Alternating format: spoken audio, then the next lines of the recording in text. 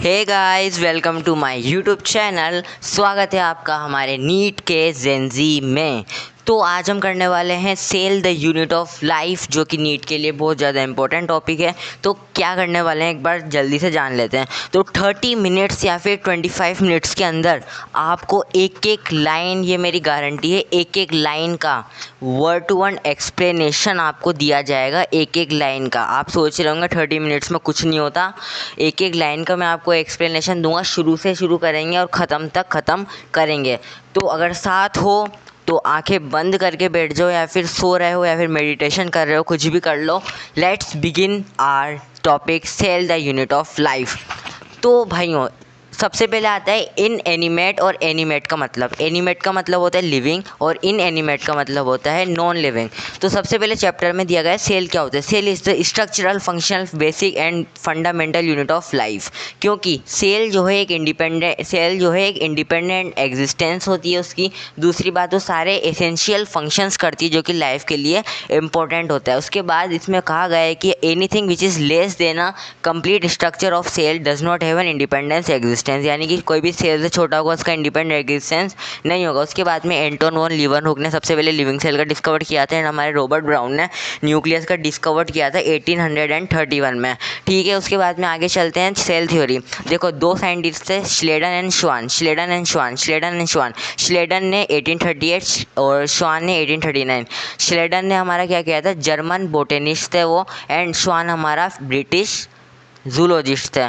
तो जो हमारा ये था बोटनिस्ट था, यानी कि श्लेडन था, 1838 में उन्होंने बताया कि all plant cells are composed of cells, और ये मल्टीप्लाई होती रहती है। उसके बाद में हमारा जो श्वान था उसने ये बताया था कि हमारा जो एनिमल सेल होता है उसकी सबसे मोस्ट आउटर कवरिंग एक थिन लेयर से कवर्ड होती है, जिसको आज के टाइम पे क्या कहते हैं, सेल मेम्ब्रेन या फिर हमारा प्लाज्मा मेम्ब्रेन कहते हैं। उसके बाद में बात करें तो जो हमारा प्लांट होता है उस पर जो यूनिक कैरेक्टर होता है, यानी कि उसकी आउटर मोस्ट कवरिंग कौन सी होती है, हमारी सेल वॉल होती है। एंड उसके अलावा all plant cells and animal cells are composed of cell, ये बताया। उसके बाद में इन्होंने ये नहीं बताया कि सेल आती कहाँ से।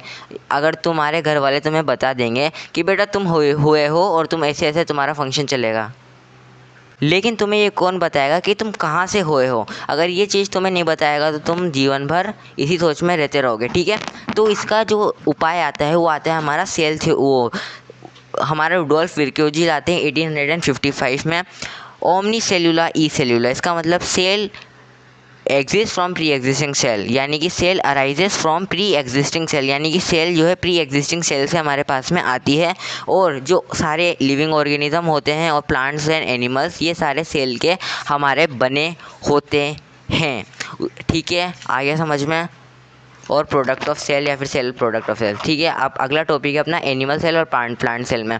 देखो, इलेक्ट्रॉन माइक्रोस्कोप का डिस्कवरी हुआ हो तो उससे हमें डिटेल स्ट्रक्चर मिलने लगा था हमारा सेल का। उसके बाद में प्लांट सेल और एनिमल सेल में जो मेन डिफरेंस है वो हमारा सेल वॉल का है। प्लांट में सेल वॉल होती है, एनिमल में सेल वॉल नहीं होती है, सेल मेम्ब्रेन होती है। उसके अलावा दोनों में डेंस में डबल मेम्ब्रेन बाउंड वो होता है ऑर्गेनल, जिसको अपन कहते हैं न्यूक्लियस। न्यूक्लियस के अंदर होता है क्रोमोसोम, क्रोमोसोम के अंदर होता है डीएनए, डीएनए के अंदर जेनेटिक मटेरियल। उसके अलावा यूकेरियोटिक वो होते हैं जिनके अंदर मेम्ब्रेन बाउंड न्यूक्लिया होता है, एंड प्रोकैरियोटिक वो होते हैं जिनके अंदर मेम्ब्रेन बाउंड न्यूक्लियस नहीं होता है। इसके अलावा दोनों में सेमी फ्लूइड मैट्रिक्स होता है, जो कि मेन एरेना होता है। क्या होता है, मेन एरेना होता है, जो कि सारी केमिकल एक्टिविटीज़ उसके अंदर होती है ताकि लिविंग स्टेट में सेल को रखा जा सके। उसके अलावा जो केवल राइबोसोम, जिसकी कोई मेम्ब्रेन नहीं है, 70S का होता है, वो हमारे दोनों में पाया जाता है। नॉन मेम्ब्रेनस होता है, यूकेरियोटिक में भी प्रोकैरियोटिक में भी, दोनों में पाया जाता है ये ऑर्गेनल।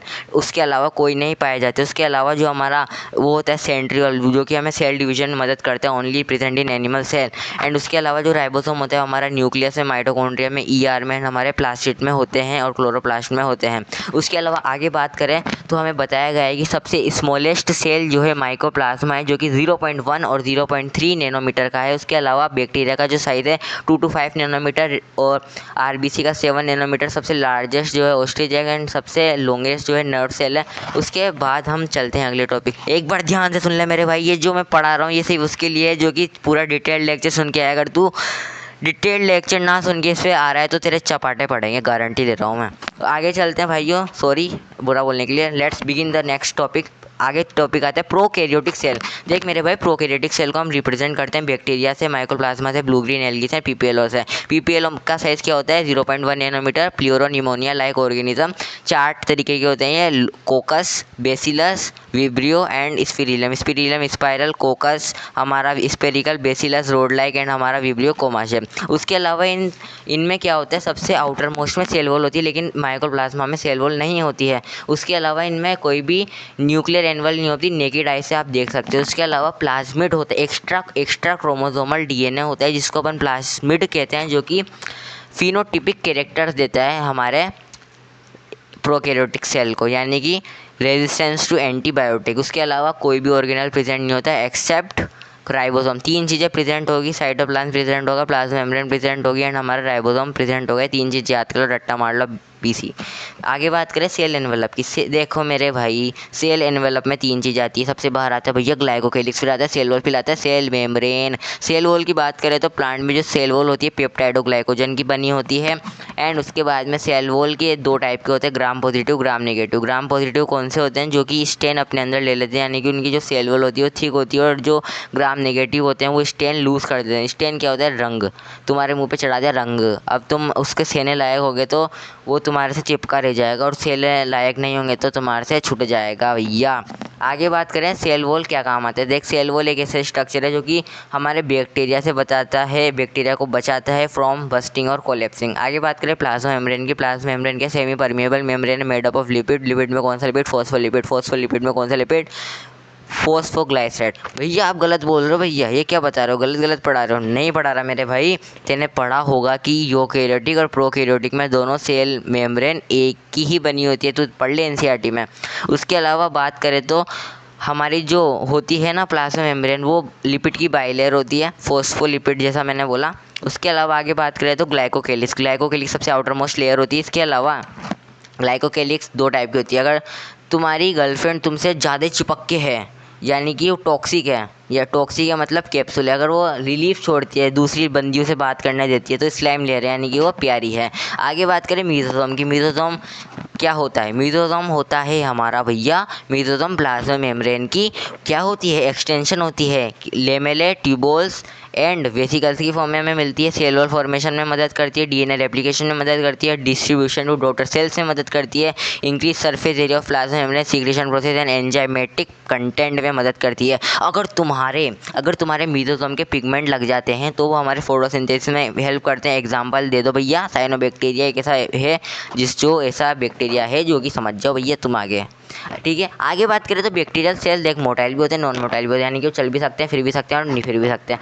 तो इसमें बात आती है सरफेस स्ट्रक्चर की। अगर तुम्हारे सेल में है फ्लैजिला ला ला ला ला ला, अगर तुम्हारी सेल में है फ्लैजिला तो मूव करेगा। फ्लैजिला 3 पार्ट के बने होते हैं, basal body hook filament. Basal body hook filament, filament सबसे लंबा पार्ट होता है। ऐसा कौन सा स्ट्रक्चर है जिसमें कि एक भी फिलामेंट नहीं होता, एक भी फ्लैजिला नहीं होता, तो मेरे भाई साइनोबैक्टीरिया में और इकोलाई में एक भी फ्लैजिला नहीं होता, नहीं सॉरी, साइनोबैक्टीरिया एंड कोकस में एक भी फ्लैजिला नहीं होता है।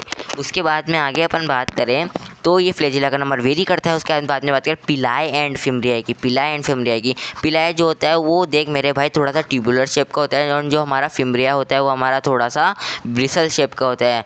ये फिमरिया हमारा अटैचमेंट में मदद करता है, और ये हमारा जो पिला है ये हमारा सेक्सुअल रिप्रोडक्शन में हेल्प करता है। ज़्यादा नंबर में कौन होता है, फिमरिया होता है, पिलाई कम नंबर में होता है। उसके अलावा पिलाए प्रोटीन स्ट्रक्चर यानी प्रोटीन से बना होता है, ठीक है। आगे बात करते हैं राइबोसोम का। भैया राइबोसोम क्या होता है, भैया देख राइबोसोम क्या होता है, राइबोसोम प्रोटीन फैक्ट्री होता है। इसमें कोई भी मेम्ब्रेन नहीं होती है, इसका साइज 15/20 नैनोमीटर होता है, और ये 2 सब यूनिट का मिलकर बना होता है। 2 सब यूनिट में कौन कौन आता है, 50S एंड 30S। इसका टोटल कितना होता है, 70S। उसके अलावा कहाँ पे प्रेजेंट होता है, तो अटैच टू साइटोप्लाज्म और plasma membrane, attach to plasma membrane और फ्री इन द साइटोप्लाज्म। देख अगर बहुत सारे mRNA पे राइबोसोम अटैच होंगे और DNA वो प्रोटीन बना रहे होंगे तो उसे क्या कहेंगे, पॉलीसोम और पॉलीराइबोसोम। अब बात करते हैं अपन इंक्लूजन बॉडीज़ पे। इंक्लूजन बॉडीज़ क्या होती है, देख मेरे भाई तू हगता है तो तेरे पेट में जगह रहती है। वैसे अगर ये कुछ रिजर्व मटेरियल होगा प्रोकैरियोटिक सेल में तो रखेंगे। इंक्लूजन बॉडीज़ में कोई भी हमारी मेम्ब्रेन नहीं होती है, इसके अलावा ये फ्री पड़े रहते हैं साइटोप्लाज्म में। For example phosphate granules, glycogen granules, cyanophycin granules और हमारा gas vacuoles. For example gas vacuole होता है blue green and purple green photosynthesis bacteria में। ओके भैया, आई समझ में, आ गई भैया समझ में।